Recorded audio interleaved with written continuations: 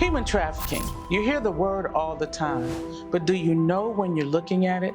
What if there was a model that you could follow to help you identify most of the time when human trafficking is present? Nothing is 100%, but what if there was a guide? Guess what? There is one. Stay tuned. I'm Dr. Debbie Lassiter, the Executive Director and co-founder of the Convergence Resource Center, and I'm here with my colleague. And I'm Carla McKeever, and I am co-founder and CFO of Convergence Resource Center.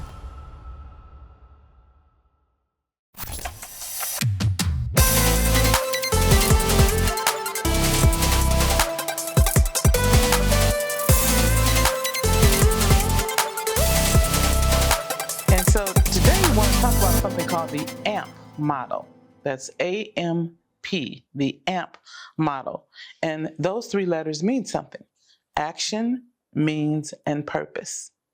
Action. What are they doing? What action is taking place? Carla, you want to cover means? Means is how are they doing it? Exactly. Right? Right? And then purpose, of course, is the why of what they're doing. So let's take a look at what are some of the things that the action could be.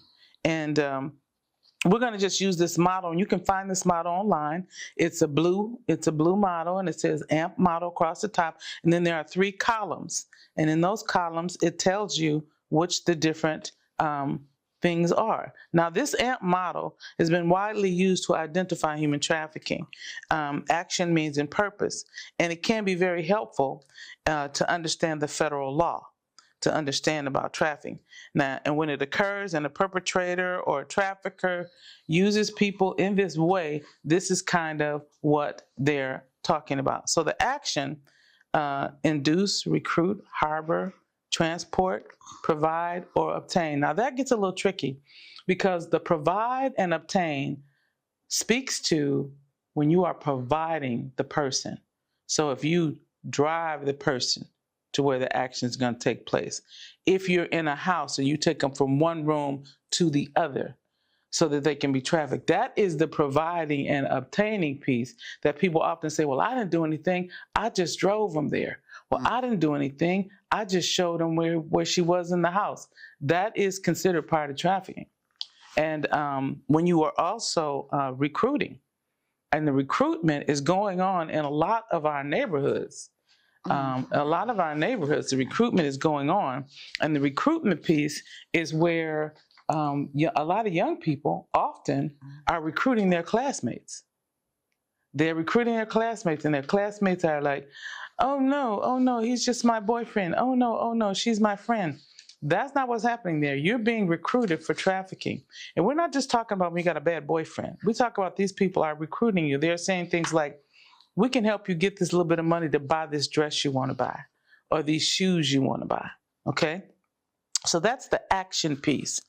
You want to cover the means piece, Carla?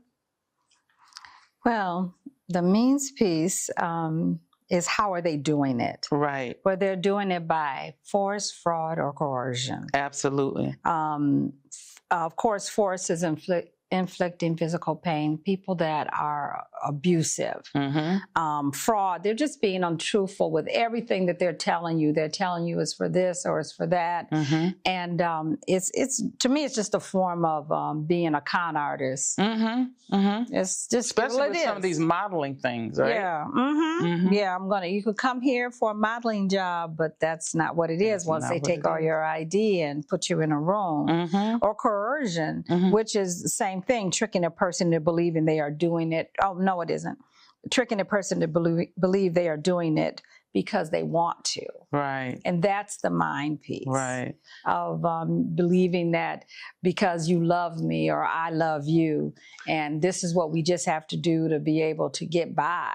And this works a lot, unfortunately, with men and women, because there's a type of trafficker that leads with the romantic relationship. Right. That's that Romeo. That's that Romeo trafficker, or Romeo or finesse trafficker, as they come. So there are 3 types of traffickers, right? So we got the Romeo, right? And in my mind, I believe the Romeo is the most dangerous. And the reason I believe that is because the Romeo is very patient. The Romeo, one lady told us that a guy wooed her for 3 years. because he's usually got at least one other girl or two girls or guys working for him that are making him upwards of, what is it, $150,000 a year? That's on the low end. Right. And so this person then is taking the time to woo you and make you believe that they love you and that you love them, and they've done so much for you that by the time they start asking you for that special favor, you're so invested that you feel obligated to do it. And it's easy to sit on your couch at home and say, I wouldn't do that, or sit in your comfy chair or ride down the street in your car and say, I'd never do that. But you would be surprised how many people get caught up in that. And then they don't think a crime has been committed because after all, they said yes. Right. And so to me, the Romeo trafficker is the most dangerous because he will woo the entire family. He will woo the entire family. And I believe that this is a segue for another one of our segments, which is Ending the Game, to really talk about how do you change someone's mindset? That's good. How do you, how do you change someone's mindset? How do you do that? How do you help someone be able to see the truth? Because this coercion, we know, is not the truth. You've been tricked. And your mind is really, because we're all looking for something, right? We're all looking for love, or some are, looking for love or looking for that protector. And that's what they think that these traffickers are. But really, these traffickers are using them for their own benefit, for their own monetary use. Yes. And when we come in another segment, we will talk about how we can reverse that for someone, or help someone be able to break through and understand the truth. And so since we're talking about types of traffickers, we got the other one, the guerrilla trafficker. And what kills me about this guerrilla trafficker business is this is what you see most of the time, where they've done the snatch and grab, or they're feeding them with drugs, or they're beating them and all that. The finesse trafficker does it all with his mouth, just talking to you, right? But the guerrilla trafficker, I heard somebody say once, well, that's an ethnic slur. Only if you believe you're a gorilla, right? But it's also spelled the way of guerrilla warfare. It's not spelled like gorilla, like, remember Samson? Yeah. It's not like that. And so don't let people trick you into thinking, oh, don't say that. The guerrilla trafficker is the most violent and is the one that really doesn't care about your feelings, your emotions. None of them really do. But anyway, but then the other one is the one that's often used in labor trafficking, but still used in this kind of trafficking. And that's the one that it's called the CEO trafficker. Because that trafficker convinces you're in business together. Yeah, but you never were in business together, right? You were not. You were not, and you are not in business together. And the more, I think I was reading something, I can't remember what it was, I always say that, but where they think that you owe everything. Well, I took 2 sheets of paper. Now you're going to owe me $20 for those, because I had to give you that paper to be able to write something down. So yes, you owe me for that. Yes. I had to feed you breakfast, lunch, and dinner. Yes. Those all cost. So that's going to come out of your money. Out of your money. Guess what? You owe me money on what you're going to make next week. Right. Kind of like how sharecropping used to be, right? Right. It's the same You never get ahead. You never get ahead. You never pay off that bill. So then just to recap the AMP model, it is the action. What are they doing? It is the means. How are they doing it? And the purpose. And most of the time, the purpose is financial gain for the trafficker. Right. Right? It always ends up with that financial piece. Always. Always. And we don't want people to get stuck on the idea of just the commercial sex trade, because there's also labor trafficking. There's also involuntary organ donation. And yes, that is as gruesome as it sounds. Okay. But the AMP model can help you identify, is this taking place? Right? What are they doing? How are they doing it? And why are they doing it? But in the means part of it, fraud, force, or coercion must be present. One of those 3 must be present, unless there's one exception. Do you know what it is? No, what is it? The exception is when the person is under the age of 18 years old. Oh, okay. They don't have to prove fraud, force, or coercion. Because for many years, girls would be being trafficked, and they would say, oh, I love him. he didn't do it. I did it because I wanted to, because they've been coerced into believing that. And so then law enforcement couldn't prosecute. Now, to me, that's always been a little weird because statutory rape was still on the books, right? Right. But somehow that wasn't being enforced in those situations. But now we have laws on the books that if they're under the age of 18, they cannot consent. And so this is to protect them, and this is to make sure that people that are hurting children are paying for it. And that is when you're under 18, you still don't have the mindwidth really to know that you are being used. Exactly. So I'm glad that these laws have been changed to protect our children. Yeah. I think some of our adults still need them too, right? But before we close this out, I do want to just cover a couple of situations that appear to be trafficking, but they're not. Oh. Okay, because we get it wrong sometimes. If your friend, child, daughter, son, cousin just has an abusive boyfriend, that does not mean they're being trafficked. Okay? Sometimes it is, but sometimes that is domestic violence and by an intimate partner violence, and it's not trafficking. Okay?